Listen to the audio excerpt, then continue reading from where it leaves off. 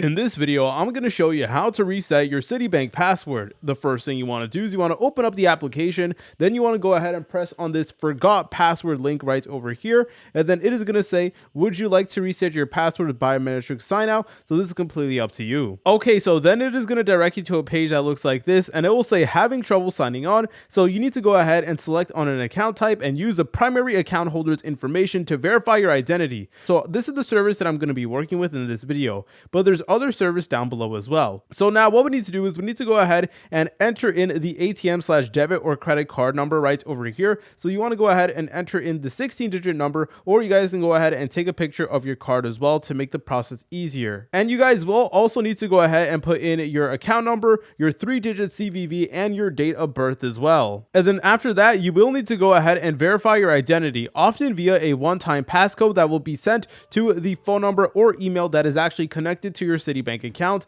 And then from there, you are able to go ahead and create a new password. So I hope I was able to go ahead and break down the whole process, but it all starts with entering in your card number. If you guys found this video helpful, make sure to leave a like and subscribe. I'll see you in the next tutorial.